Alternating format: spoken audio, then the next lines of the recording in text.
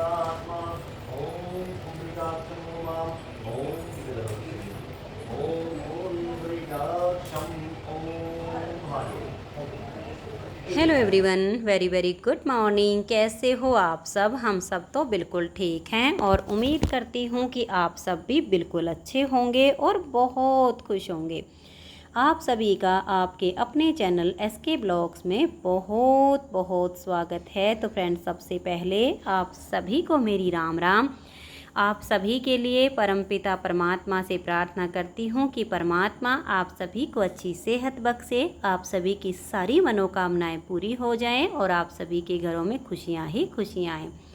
और अभी ये देखिए हवन शुरू हो गया है और शुरुआत में मैंने थोड़े से मंत्र आप सबको सुनवाए हैं ताकि पता चल सके कि हाँ, हवन शुरू हो गया है। तो आप सब भी आइए और मेरे ठाकुर जी के नामकरण संस्कार का हवन चल रहा है, तो इसमें आप सब अपनी अपनी हाजिरी भर लीजिए।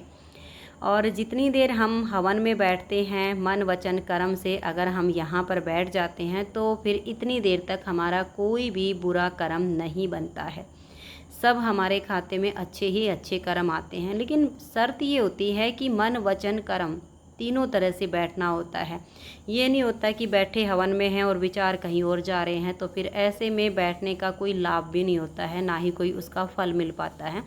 तो पूरा ध्यान अगर यहाँ पर होता है तो फिर हम इस समय केवल और केवल ठाकुर जी की शरण में होते हैं।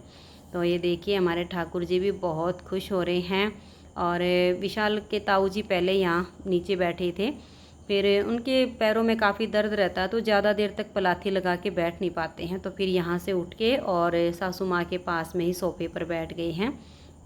और पंडित जी ने विशाल के पापा जी के सर पर भी रुमाल ढकवा दिया है कि आप हवन में जब आहुति डालोगे तो आपके सर पर कपड़ा होना चाहिए, इस तरह से खुला सर नहीं होना चाहिए। महिला हो और या फिर जेंट्स हो, दोनों के सर पे पल्लू होना चाहिए, चाहे वो कपड़ा हो, जैसे मर्जी मतलब हो। तो रुमाल था वाइट कलर का, वही उन्होंने ढकवा दिया है। और बच्चे तो फिर बच्चे ही होते हैं, बच्चे अपना मस्ती में देख रहे हैं कि क्या हो रहा है, क्योंकि बच्चों को सिर्फ हर चीज़ खेल लगती है तो वो तो अपना खुश होते रहते हैं। और ये देखिए सबने हवन कुंड में अपनी अपनी आहुति डालना शुरू कर दिया। और मैंने यहाँ पर थोड़ी सी इसकी स्पीड की हुई है, क्योंकि अगर मैं पूरा इसको रियल बिना स्पीड किए अगर इसको बनाती तो वीडियो काफ़ी बड़ी थी। ये इतनी सी ही क्लिप जो मैंने यहाँ पर 11 मिनट के आसपास इसको पूरा किया है। ये लगभग 50 से 52 मिनट की वीडियो थी, जिसको मैंने कहीं कहीं से कट किया है और इसको बिल्कुल फास्ट उसमें किया है ताकि ये वीडियो थोड़ी सी मतलब पूरी तरह से दिखे भी कि हाँ क्या हो रहा है। और अगर सारी वीडियो क्लिप कट जाए तो फिर कुछ देखने को बचेगा भी नहीं। इस वजह से मैंने जितना हो सके जो मतलब लगा कि हाँ एक्स्ट्रा है वो हटा दी हैं, बाकी की क्लिप मैंने यहाँ पर रखी है। तो आप सब भी अपनी आहुति हवन कुंड में डाल लीजिए।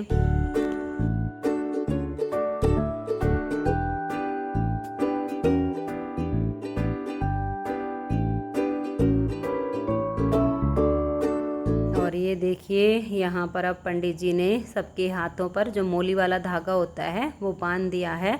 और जैसे ही हमारी बहू थोड़ा पीछे बैठी थी तो यहाँ तक पंडित जी नहीं आ सकते, तो इनको बोला था या तो आप सब आगे आ जाओ, या फिर उन्होंने मोली दे दी थी कि ये पीछे बांध दो एक दूसरे को। तो यहाँ पर रितु ने मंजू को मोली वाला धागा बांध दिया है। और ये सरलता आई है क्योंकि ये भी उधर काफ़ी पीछे बैठी हुई थी, तो इन्होंने भी रितु से ही बंधवा लिया है। तो फ्रेंड्स, आप सबको मेरे ठाकुर जी के हवन में शामिल होकर कैसा लग रहा है, आप सब मुझे कमेंट्स करके ज़रूर बताइए। और मैं भी बहुत खुश हूँ और मेरे ठाकुर जी भी बहुत खुश हैं, क्योंकि हवन पूरा होने के बाद इसका प्रमाण हमारी प्यारी सी पोती रिया ने दे दिया था। उन्होंने अपने ठाकुर जी का हाल चाल पूछ के और मुझे बताया था कि दादी जी, हमारे लड्डू गोपाल बोल रहे हैं कि मैं बहुत खुश हूँ। तो बच्चे मन के सच्चे होते हैं और परमात्मा के भाव बच्चों में ही प्रकट हो जाते हैं। तो हमारे ठाकुर जी बहुत खुश हैं। और ये देखिए यहाँ पर पंडित जी ने तिलक लगाया है। भाई हवन हो रहा है तो यहाँ पर अभी सारी जो है रस्में पूरी हो जाएंगी हवन की, और मुझे भी बहुत अच्छा लग रहा है।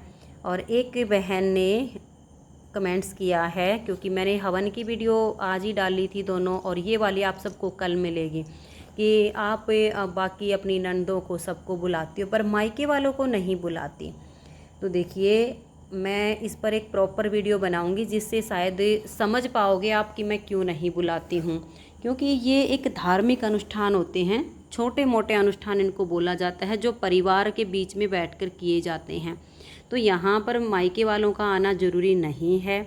और दूसरी बात ये भी थी कि मैंने भाभी के पास फ़ोन किया था, लेकिन हमारी भतीजी पूनम आई हुई थी और उसकी अचानक तबीयत ख़राब हो गई थी और हमारी बहू रानी मेघा अपने मायके गई हुई थी। तो भाभी ने कहा कि ऐसे में कैसे आऊँ, पूनम की भी तबीयत ठीक नहीं है और मेघा भी गई हुई है। अगर मेघा यहाँ पर होती तो या तो मैं मेघा को भेज देती या मैं खुद आ जाती, लेकिन फिर ऐसे में मेरी माँ भी इस टाइम पे बीमार चल रही है, तो माँ को यहाँ अकेले छोड़ के और इतना सारा काम कैसे आ पाऊँगी।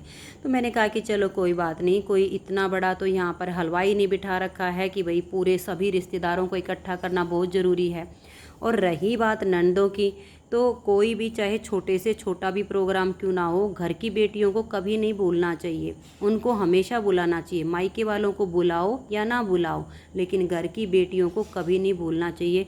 और फिर हमारी कोई इतनी नंदे तो है नहीं, 2 मेरी नंदे हैं और उन्हीं को हम यहाँ ना बुलाएं, हवन यज्ञ इस तरह से करें, तो मुझे तो ये ठीक नहीं लगता है। एक हमारी बेटी रीतू है, तो बाकी हमारा घर परिवार ही आप सब यहाँ पर देख सकते हो, जितने भी हवन में बैठे हैं हमारा अपना ही परिवार है। मेरे जेठ का परिवार है, बीच वाले जेठ का, बड़े वाले का और हमारा है।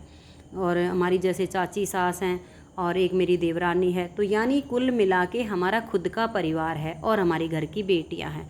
तो बाकी और तो कोई रिश्तेदार यहाँ पर बुलाया नहीं। तो ये बात आप तब बोल सकते हो जब मैंने बाकी के तो सभी रिश्तेदारों को इकट्ठा किया है, लेकिन अपने मायके वालों को नहीं बुलाया। ये बातें तब बोली जाती हैं और इस पर मैं एक प्रॉपर वीडियो बनाऊंगी ताकि मेरे साथ जो है आप इन चीज़ों को समझ सको। और अगर ये गलती आप खुद भी करते हो कि चाहे छोटे से छोटा प्रोग्राम हो, मायके वालों को वहाँ पर बुलाकर बिठा देते हो बिना विचार किए, उससे क्या अपने ऊपर फ़र्क पड़ता है और क्या मायके वालों को फ़र्क पड़ता है, इस पर मैं प्रॉपर वीडियो ज़रूर बनाऊंगी जैसे मुझे टाइम मिलेगा। लेकिन इस तरह के कमेंट्स मत किया करो, क्योंकि मैं जो भी करती हूँ बहुत सोच समझ कर करती हूँ। ऐसे नहीं होता है कि कुछ भी उठा के कर देती हूँ, नहीं। और इस हवन में मायके वालों का आना बिल्कुल भी ज़रूरी नहीं था। हाँ, अगर उनके पास टाइम होता, घर में सब स्वस्थ होते, कोई प्रॉब्लम नहीं होती, तो मैंने फ़ोन किया था तो कोई ना कोई ज़रूर आ जाता। लेकिन अगर वहाँ पर प्रॉब्लम थी और वो नहीं आ पाए तो कोई बात नहीं, सब चल जाता है। और ये देखिए यहाँ पर हवन की अग्नि बहुत अच्छे से प्रज्वलित हो गई है और हवन यज्ञ इस टाइम पे पूरा हो गया है। और अभी यहाँ पर जो है इन्होंने बोला है कि आप खड़े हो जाओ। जो नारियल होता है ना, जब हवन पूरा हो जाता है तो अंत में नारियल की आहुति दी जाती। इसके अंदर हवन सामग्री जो होती है ना, वो भरी थी पंडित जी ने। तो मैं और विशाल के पापा जी खड़े थे, तो दोनों को एक साथ ये हवन कुंड में जो है बिल्कुल बीच में छोड़ना था, तो हम दोनों ने इसको छोड़ दिया है। और अभी जो बाकी की आहुति कुछ बची हुई हैं तो ये इसमें दे देंगे और हवन हो गया है पूरा। और चलिए अब हम अपने ठाकुर जी की आरती कर लेते हैं, क्योंकि मेरे ठाकुर जी का नामकरण संस्कार पूरा हो गया है, हवन पूरा हो गया है और मेरे ठाकुर जी का नाम रखा है गोविंद। तो आप सबको गोविंद नाम कैसा लगा, आप सब ज़रूर बताइए मुझे।